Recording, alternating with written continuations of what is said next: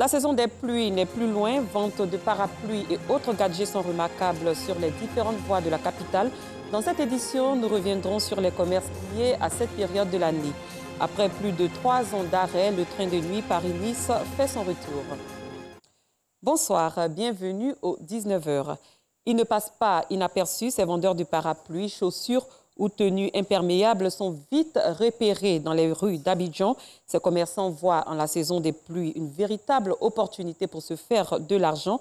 Ils se frottent les mains à l'approche de cette période pluvieuse. On en parle avec Anissette Conan et Clément Bocou.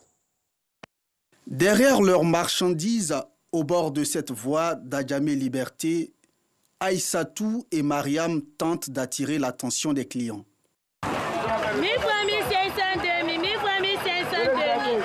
Les deux filles vendent des parapluies à l'approche de la saison des pluies. Elles espèrent faire de bonnes affaires. Ça marche un peu, on peut en faire avec. Je fais la différence pour payer. Il y a des gens qui n'ont pas l'argent pour payer 1500, 2000, là on mélange un peu. C'est pas plus de 1000 francs qui sort beaucoup. C'est un peu, ça marche pas. Un peu plus loin, au forum, toujours dans la commune populaire d'Adjamé, nous retrouvons Amadou.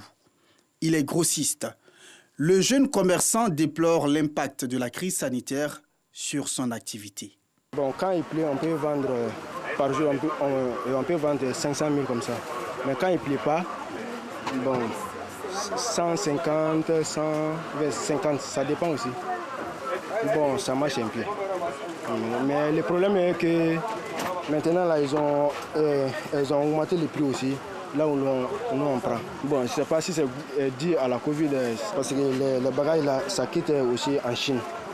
Si Amadou se plaint du ralentissement des activités, Fousseni et Maria Madebayor, quant à eux, demeurent confiants. Sur les habits de froid, maman, avec pluie aussi. Mais quand la pluie commence là, ça marche, vraiment, ça marche, ça va. Ça soit un peu aujourd'hui, quoi. Non, pour le moment, comme la pluie vient de commencer là, on paye un peu aujourd'hui. Ils sont nombreux, les commerçants qui, à l'approche de la saison des pluies, se frottent les mains. C'est le cas de Kodjovi. Il est cordonnier à la Riviera Palmeraie. 2 jours là, bizarrement, les clients viennent beaucoup. Ils viennent pour réparer. Raymond est commerçant de bottes. Il exerce son activité essentiellement à la Riviera Palmeraie. Selon lui, cette zone est rentable du fait des inondations. Je préfère vendre la Riviera jusqu'à Faya, jusqu'à Benjavi parce qu'il y a beaucoup d'inondations. Et pour faire face avec sérénité à la prochaine saison des pluies, Joline et Cécile sont venus s'équiper au marché de la Riviera Palmeraie. Bientôt c'est la saison des pluies. Et ce genre de chaussures, c'est pratique, c'est bon pour la pluie surtout. Et ça protège aussi les orteils. Pour au moins 3 personnes, pour ma fille, sa nounou et puis également moi. C'est plus pour la maison que je prends. Parce que là, moi, j'habite au complexe. Là-bas, quand il pleut, c'est vraiment désagréable. Vente de parapluies, de chaussures ou de tenues imperméables. À Abidjan, la saison des pluies est une occasion pour beaucoup de faire de bonnes affaires. Le Rotary Club Abidjan-Biétry assiste l'école ivoirienne. Il a lancé hier une tombola, une action pour réhabiliter 30 écoles à travers le pays. Au total, 300 millions de francs CFA doivent être collectés. Les explications de Clément Bocou. Chaque année, le gouvernement augmente l'enveloppe budgétaire en faveur de l'école ivoirienne. Cette action vise à accroître le nombre d'établissements et améliorer le cadre et les conditions d'études en milieu scolaire. Pour accompagner les efforts du gouvernement, le Rotary Club Abidjan-Biétry s'est donné pour mission de réhabiliter 30 écoles à travers le pays. D'où le lancement d'une tombola pour financer cette opération. Les 30 écoles à réhabiliter ont été faits sur d'abord un premier critère d'un choix de localité où ce problème se trouve plus important. Et en deuxième lieu, l'ensemble de toutes les écoles dans lesquelles nous allons intervenir nous a été donné par le ministère de l'Éducation qui est notre partenaire technique sur ce projet. Ces réhabilitations sur ces écoles vont travailler sur tout ce qui va être aspect de peinture, travaux de rénovation de sol, de tout le mobilier scolaire en fonction des besoins de chaque établissement. Nous travaillons sur un budget de 300 millions de francs pour l'ensemble de tous ces projets de réhabilitation. Parrain de cette cérémonie de lancement, le ministre Paulin Claude Danho apporte sa contribution avec l'achat de 10 tickets. Ils sont en vente au prix de 50 000 francs CFA. Les lots à gagner sont un véhicule, un téléphone portable, un poste téléviseur de 75 pouces et un billet d'avion Abidjan-Paris-Abidjan pour 2. Le port sec de Ferkessédougou verra bientôt le jour. La première pierre de cette future infrastructure a été posée ce vendredi. Il s'agit d'un projet de plus de 254 milliards de nos francs qui va accélérer la relance de l'économie dans la région du Tchologo et générer plus de 71 emplois. Les femmes, les jeunes et les opérateurs économiques se frottent déjà les mains, comme nous le fait savoir Kader Sordogo. Une pose de première pierre. Une action quasi quotidienne en Côte d'Ivoire depuis environ une décennie. Celle-là a quelque chose de particulier. Un rêve longtemps caressé par toute une région. La pose de la première pierre du port sec de Ferkessédougou. Le gestionnaire de la région le dit si bien. Cette journée du 21 mai 2021 est une date exceptionnelle pour la région du Tchologo. Une journée qui restera à jamais gravée dans notre mémoire, car enfin, le rêve est devenu réalité. Ce jour mémorable m'offre également l'agréable occasion de renouveler à son Excellence, Monsieur le Président de la République, Monsieur Alassane Ouattara, la reconnaissance et la gratitude de toutes nos populations. Services portuaires et entrepôts, dépôt d'hydrocarbures, un marché à bétail et un abattoir. Une zone économique nouvelle voit ainsi le jour à Ferkessédougou. Les bénéficiaires sont sans aucun doute toutes les populations, jeunes et femmes, en première ligne. C'est le lieu pour nous, en tant que jeunes de la région de Tchologo, d'exprimer nos infinis remerciements au président de la République de Côte d'Ivoire, son Excellence Alassane Ouattara, qui vient de nous donner cet instrument inespéré, opportunité inespérée, qui permettra à la jeunesse de la région de Tchologo, une fois de bon, d'être une jeunesse responsable, d'être une jeunesse occupée pour le développement de la Côte d'Ivoire. Oui, le port sec va donner du travail aux femmes de Tchologo. Nous bénissons le président de la République, nous bénissons le président du conseil régional, nous bénissons le premier ministre Hachi Patrick et nous bénissons la paix nationale. Transporteurs, opérateurs économiques, citoyens lambda. Avec le port sec, la donne change. Ça va réduire beaucoup l'accident de la circulation au niveau d'Abidjan. Ça va réduire aussi la fatigue des chauffeurs. Vous voyez, Abidjan, Niger, ça fait 2620 km.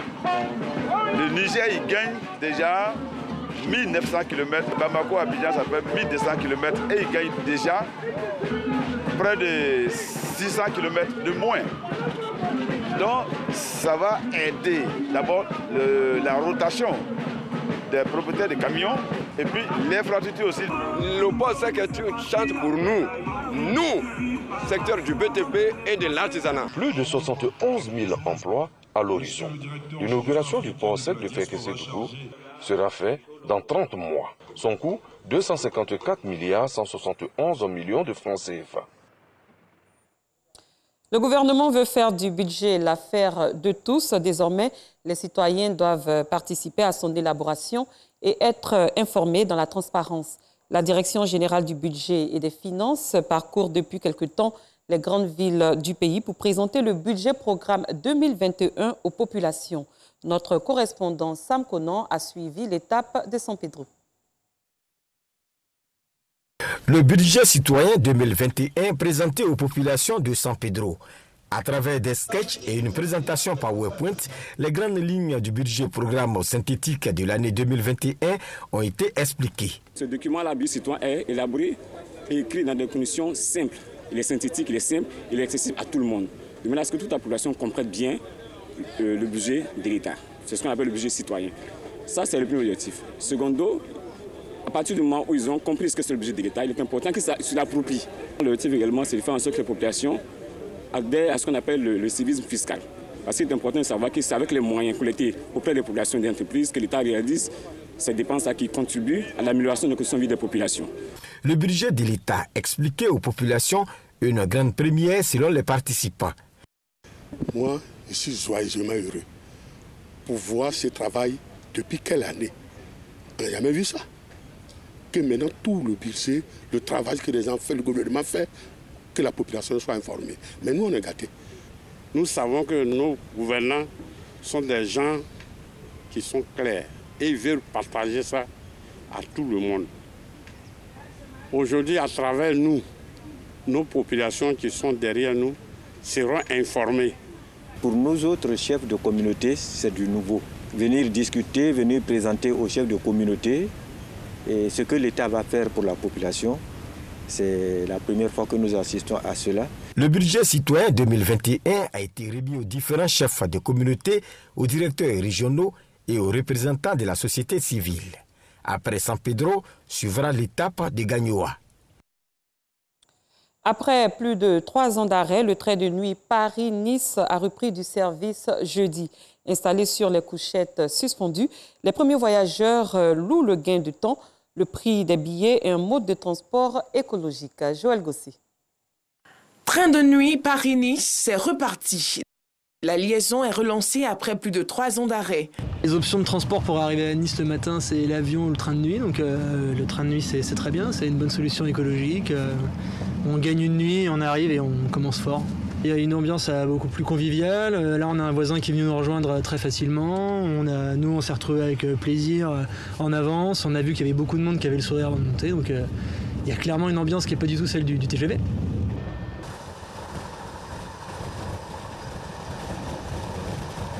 Il y a un charme qu'on ne retrouve pas dans le TGV et descendre, partir le soir, s'installer, dormir avec le bruit des rails, les lumières, les villes, on ne sait pas où on s'arrête, on imagine le chemin. Ça a un côté un peu poétique et très exotique. Départ 9h52, arrivée à 9h11. C'est 6 heures de plus qu'en TGV. Je le prends parce que déjà ça permet un gain de temps et en plus c'est chouette et les billets sont très peu chers donc c'est plutôt pratique pour les étudiants.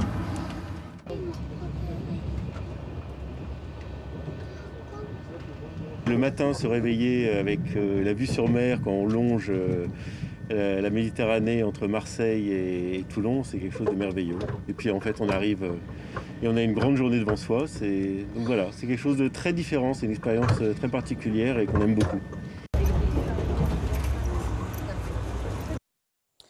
La journée internationale de la jeune fille et de la femme dans le secteur des technologies de l'information et de la communication s'est tenue ce samedi à l'intention des étudiantes en informatique et des élèves. C'est une initiative du Forum sur la gouvernance de l'Internet. Elle a pour but de briser les stéréotypes liés au genre dans le domaine du numérique. Joël Gossi. Elles sont venues nombreuses ce samedi pour la célébration de la Journée internationale des jeunes filles dans le secteur des technologies de l'information et de la communication. Une journée organisée par le FGI, Forum sur la gouvernance de l'Internet, dans le but de briser les stéréotypes liés au genre dans le domaine du numérique. Entretenues par des panélistes autour du thème « Connecter les filles, créer un avenir meilleur », les participantes, en majorité des élèves et étudiantes en informatique, ont dit être satisfaites. Je suis passionnée de pédiatrie depuis petite parce que j'aime beaucoup les enfants et j'aimerais les aider. Et je ne voyais pas l'importance de l'informatique au fait dans la pédiatrie. Mais avec ces interventions, ce qu'elles ont dit, elles ont dit que l'informatique peut vraiment m'aider à évoluer dans la médecine, à évoluer et avoir des informations, à gagner du temps. Je ne suis pas obligée de m'asseoir dans le bureau pour attendre les patients 24 heures sur 24. Je peux avoir mon téléphone et en même temps diagnostiquer des maladies. L'informatique aujourd'hui est une filière, est une activité qui intervient dans tous les domaines. Aujourd'hui, à l'ère numérique, si tu ne maîtrises pas l'outil informatique, tu es un analphabète. J'encourage tous nos parents à encourager leurs enfants à venir se former en informatique. Les panélistes ont... 2 personnes ont été tuées et 8 autres blessées lors d'une fusillade dans la nuit de vendredi à samedi à Minneapolis, dans le nord des États-Unis. La fusillade s'est déroulée dans le centre de Minneapolis, où l'Afro-Américain George Floyd avait été tué par un policier en mai 2020. Fin de cette édition. Merci de l'avoir suivi. Très bonne soirée. Je vous retrouve demain pour un autre journal.